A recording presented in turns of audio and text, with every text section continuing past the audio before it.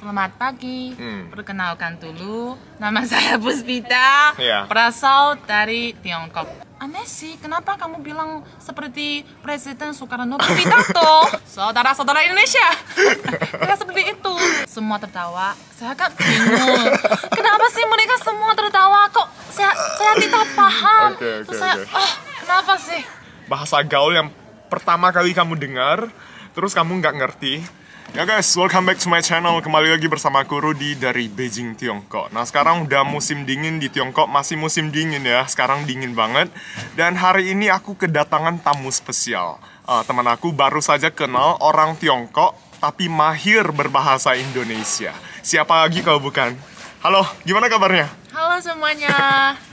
Halo, nama saya Liu Tianhui. Halo. Punya nama bahasa Indonesia nggak? Punya dong. Nama bahasa Indonesia Puspita. Wow, lancar sekali bahasa Indonesianya. Nah, ini penasaran nih, kok bisa sih berbahasa Indonesia dengan begitu lancarnya? Ya, coba tebak dong. Pernah ke Indonesia atau memang belajar bahasa Indonesia? Ya, pernah lah. Pernah. Jadi kuliah bahasa Indonesia gini? Di Tiongkok ya? Ya, di Tiongkok. Kalau boleh tahu di universitas apa? Di Universitas Bahasa-Bahasa Asing Beijing, yang salah satu paling bagus di Tiongkok. Universitas Bahasa Asing ya, yang ada di Beijing. Kenapa memilih bahasa Indonesia? Wah, sering sih kalau di Indonesia banyak orang tanya pertanyaan itu. Kalau sekarang saya jawab, karena bukan saya yang pilih bahasa Indonesia, tapi bahasa Indonesia yang pilih saya. Kok bisa? Ya soalnya kan waktu pilih bahasa Indonesia, waktu pilih bahasa, kalau yang mau masuk universitas, terus ada beberapa pilihan. Kalau ada bahasa Italia, bahasa Indonesia, terus papa saya adalah guru bahasa Inggris. Guru bahasa Inggris, ya. Oke. Pada tahun 2017, saya kan bulan September masuk. Pada bulan Agustus dia tahu ada kebijakan satu sabuk satu jalan. Terus dia lihat ada komunikasi antara Indonesia dan Tiongkok. Iya. Terus, jadi sudah semakin erat gitu karena dengan adanya kebijakan satu sabuk satu jalan itu. Kalau kan di Indonesia ada poros maritim poros maritim dunia kan ya. Kalau dengan kebijakan kedua ini nanti pasti ada banyak misalnya komunikasi manusia atau yang banyak perdagangan antar masyarakat gitu. Jadi dengan belajar bahasa Indonesia sekaligus bisa menambah peluang kerja mungkin ya, kesempatan kerja ya. Jadi pengen tahu nih, dulu pilihan utamanya apa? Bahasa Indonesia atau bahasa lainnya? Mungkin bahasa Indonesia. Pilihan utama bahasa Indonesia. Dekat sama Tiongkok. Dekat sama Tiongkok. Oke nih, jadi ini sekarang udah tamat sekolahnya di Beijing, tapi lancar berbahasa Indonesia. Pernah ke Indonesia? Pernah. Kemana? Ke Jogja. Ke Jogja. Nah sekarang kita bahas tentang bahasa dulu deh. Selama belajar bahasa Indonesia ada nggak sih hal-hal yang unik atau mungkin hal-hal unik kemudian yang paling susah ketika belajar bahasa Indonesia? Aduh, banyak sih. Satu persatu. Kalau buat kita tahu lah kalau bahasa Indonesia dibandingkan bahasa Arab atau bahasa Spanyol udah gampang sih. Lebih gampang ya? Lebih gampang. Karena pakai alfabet ABCD juga sama dengan bahasa Inggris ya? Oke. Tapi yang paling susah bagi saya adalah mereka ada dua sistem bahasa. Yang satu adalah bahasa tulisan dan bahasa obrolan. Maksudnya bahasa resmi yang formal dan non-formal gitu. Ya, non-formal. Kan kalau di universitas saya yang tahun pertama, pastilah belajar bahasa formal.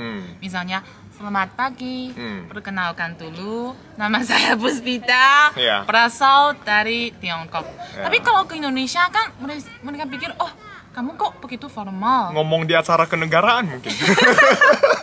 Dan kalau saya ke Indonesia, orang-orang dengar saya, mereka kayak, aneh sih, kenapa kamu bilang seperti Presiden Soekarno berpidato? Ini kenapa? Presiden Soekarno berpidato.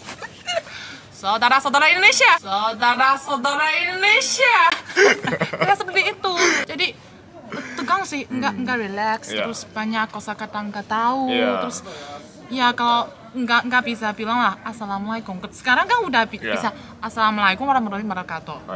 Kalau dulu assalamualaikum terus apa lagi nggak tahu sih. Ya itu memang perlu ya waktu panjang lah. Oke. Kalau misalnya sekarang setahu aku ya banyak sekali orang Tiongkok yang belajar bahasa Indonesia kesusahan mengucapkan R.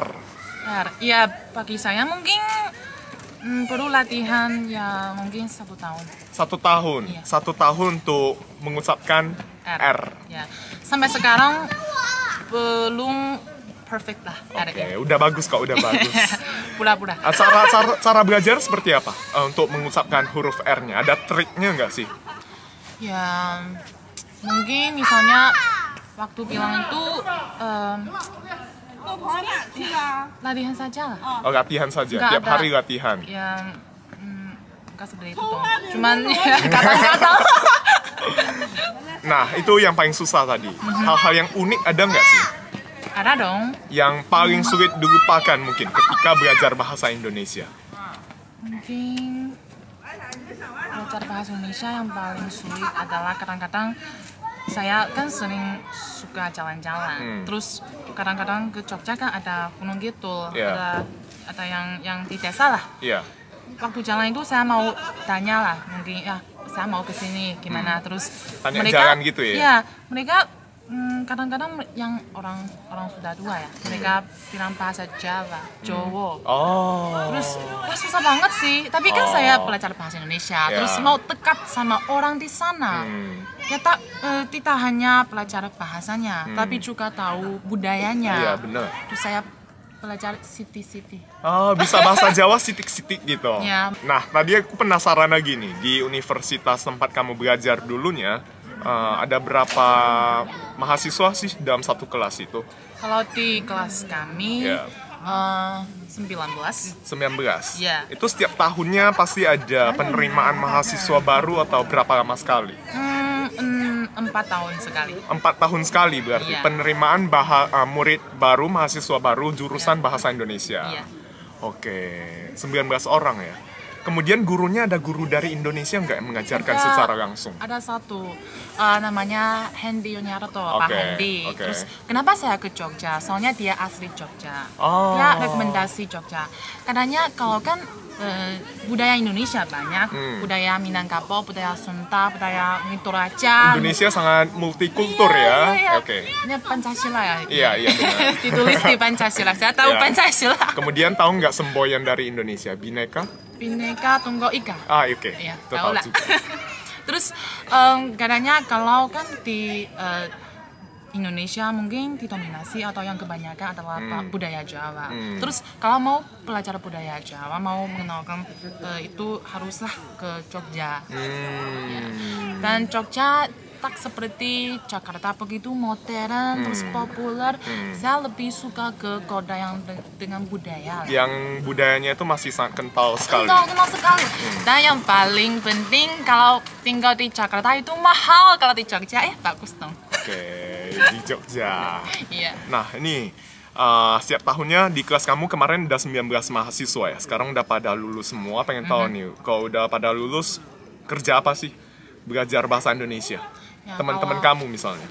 Misalnya teman saya ada yang ke Kementerian Luar Negeri, Kementerian Kebudayaan, Kementerian Perdagangan. Jadi mayoritas setelah lulus kerjaannya itu masih ada hubungannya dengan bahasa Indonesia? Ya pastilah. Oke. Nah, tadi kan ada hal-hal menarik ya, udah pernah ke Indonesia juga. Pas awal-awal ke Indonesia, bahasa gaulnya itu ngerti nggak sih? Di Indonesia tuh banyak sekali bahasa gaul soalnya. Nggak mengerti sama sekali. Nggak mengerti sama sekali. Misalnya, yang paling berkesan mungkin bahasa gaul yang pertama kali kamu dengar, terus kamu nggak ngerti. Kepo. Kepo itu tahu nggak sih aslinya itu dari bahasa apa? Korea? No. Kepo itu aslinya dari bahasa Hokkien. Serius? Iya, dialek Hokkien. Jadi kepo itu cipo dalam bahasa Mandarinnya. Cipo, saya tahu cipo. Iya, kepo jadinya. Baru tahu. Iya, jadi banyak bahasa serapan sebenarnya. Iya. Kemudian aku mau kasih beberapa contoh lagi bahasa gaul ya. Aku kurang tahu juga sih bahasa gaul. Itu anak muda sekarang tuh banyak sekali bahasa gaulnya. Seperti markicop. Markicop. Kicop. Markicop. Mari kita Mari kita apa? Udah bener, depannya mari kita apa? Markicop. Cop. C-O. C-O-B. C-O-B. Ya. Cop. Mari kita Markicop. cop. Mari kita coba. Udah teka. Markicek. Mari kita cari. Mari kita cek. Cek. Cek, ya. Mari kita cek. Terus ada mantul. Mantap betul. Iya, mantap betul. Tahu. Ini tahu ya kan. Oke. Jadi seru ya belajar bahasa Indonesia Seru sebenarnya. sih. Untuk belajar bahasa Indonesianya itu kira-kira berapa lama untuk bisa komunikasi dengan orang Indonesia? Atau ada trik dan tips nggak sih pas belajar bahasa Indonesia? Ada. Kalau mau sudah lancar bisa komunikasikan, komunikasi sehari-hari lah. Iya, sehari-hari. Bisa cari makanan, cari toilet. 1 tahun harus belajar kosakata. Yap. Terus harus ke tempatnya, harus ke setempat, ke Indonesia. Ke Indonesia langsung. Ya, setidaknya kalau dengan panduan teman, mungkin 3 sampai 5 bulan. 3 sampai 5 bulan? Iya. Sudah bisa komunikasi dengan orang Indonesia asli? Bisa. Oke. Kalau mungkin cuma independen ya, 1 tahun lebih. Kan kita belajar bahasa itu ada masa yang berbeda. Yap. Ya pastilah ada masa bingung, terus masa transisi. Yang paling penting adalah jangan takut kesalahan. Membuat kesalahan. Karena dari kesalahan itu yang kita pelajar. Ini adalah yang paling berharga. Nah, kesalahan apa sih yang paling konyol misalnya? Yang pernah kamu lakukan ketika belajar bahasa Indonesia, mungkin diketawain, ada nggak sih? Kan saya di sana sering pakai Gojek atau GoCar kan? Ya, di Indonesia. Ya, di Indonesia. Terus kalau kan sudah selesai, terus mau pergi, saya bilang sampai jumpa. Oke. Ini kan kayak nggak ada yang salah sih. tapi kayak aneh sih, kapan kita jumpa lagi? Dan terus saya tahu, langsung bilang dadah, ya makasih. Itu salah satu yang paling konyol ya mungkin ya. Ya, salah satu. Nah, tips dan triknya tadi belum? Harus punya teman. Yang terutama mereka tahu 2 bahasa, kan bahasa Inggris itu lingua franca. Iya. Jadi kalau mereka bisa bahasa Inggris dan bahasa Indonesia, mereka bisa menjelaskan apapun lah. Dengan bahasa Inggris. Terus kamu tahu, kan saya tanya, Rudy, can you tell me how to ask how much is this one? Terus kamu bilang, berapa harga ini? Iya. Ya, terus saya ingat, saya lain kali lah tanya seperti itu. Oke. Ya. Jadi dari UGM kan mereka ada buddy club. Terus mereka, kami punya buddy, teman lah, yang membantu kami tentang masa transisi ini. Oke, itu masa transisinya. Tadi kemudian ada masa stabil, kemudian mungkin ada pernah nggak sih merasa aku udah stuck nih, level aku di sini aja, nggak bisa improve lagi ya? Pernah nggak sih mengalami masa-masa seperti ini? Ya ada, mungkin di Indonesia kan saya di sana 1 tahun, terus mungkin sudah 7 atau 8 bulan. Saya pikir, udah cukup belajar, udah bisa mungkin paham semuanya. Tapi kadang-kadang saya nonton TV atau nonton film, kan kok di Indonesia film nggak ada subtitle. Kenapa? Kalau di Tiongkok kan ada.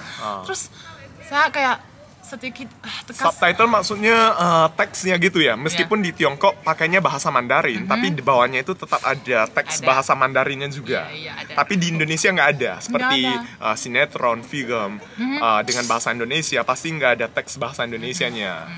Makanya saya pernah tanya Pak Hendy, kenapa kalau di Indonesia di bioskop nggak ada?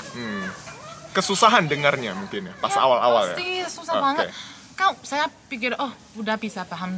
Ya kalau di komunikasi sehari-hari kan, terus saya ke bioskop, ada yang kan poin-poin yang funny, terus semua tertawa, saya kan bingung, kenapa sih mereka semua tertawa, kok saya tidak paham. Saya tidak paham. Saya kenapa sih seperti itu? Mungkin ini masih perlu waktu. Nggak bisa ya terburu-buru. Semangat. Pasti bisa. Dengan bantuan Rudy. Ya boleh sering vlog sama aku, nanti aku ajarin bahasa Indonesia ya. Sebenarnya belajar bahasa sama juga ya. Awalnya dulu aku belajar bahasa Mandarin. Aku dulu jurusan bahasa Mandarin juga. Pas awal belajar bahasa Mandarin tuh aku sering dengar lagu, nonton film atau drama Mandarin ya. Itu sangat membantu sekali sih. Tapi memang harus ada subtitlenya, ada teksnya. Ya, ini yang paling membantu. Iya, bisa membantu. Jadi kalau misalnya ada yang nggak ngerti, kita kedengarannya mungkin ada yang kelewatan, masih bisa lihat teksnya gitu ya kan. Boleh tahu nggak singer yang kamu paling favorit siapa? Penyanyi Tiongkok. Dulunya pas zaman aku mungkin si Jay-Chou, kemudian kamu tahu Jay-Chou? Ya, Jay-Chou. Yang itu yang paling saya suka. Oh ya? Iya. Kemudian ada Wang Lihong. R&B. Ya, R&B. Ya, seperti itulah. Kemudian Lin Junjie tahu nggak? Lin Junjie dari Singapura. R&B, ya. Iya, jadi dulu aku sering dengar lagu-lagu mereka. Kemudian tentunya ada lagu si Andy Lau. Andy Lau? Iya. Ini udah generasi papa saya. Maaf. Generasi papanya katanya guys. Kemudian ada Jackie Chung, Zhang Xueyo. Ini juga generasi papanya. Iya, namanya mereka itu kan Seta Qian Wang. Iya, Li Ming. Iya, 4 Raja Langit istilahnya. Dulu 4 penyanyi dari Hong Kong ini dijuluki sebagai 4 Raja Langit. Oke, terima kasih banget loh hari ini atas waktunya. Nanti kita sering-sering lagi vlog, oke? Ya, pastilah. Nanti kalau teman-teman penasaran dengan si Liu Tianhui, ada nama bahasa Indonesia dia? Puspita. Ya, Puspita. Dia punya nama bahasa Indonesia juga, Puspita. Kalau pengen kenal lebih dekat dengan Puspita atau Tianhui ini, ada akun sosial media nggak? Ada. Di mana? Di Facebook. Oh, Facebook ada. Ada, namanya Cerak Cernih. Oke, jangan lupa buat di follow. Nggak ada YouTube. Nggak kepikiran bikin channel YouTube gitu? Ya, mungkin nanti buka. Oke guys, nantikan channel dia ya. Thank you banget buat waktunya hari ini. Terima kasih. Matur nuwun. Ya, sama-sama. Sampai di sini dulu video kita hari ini, perbincangan dengan orang Tiongkok yang mahir berbahasa Indonesia. See you di video berikutnya. Bye. Bye.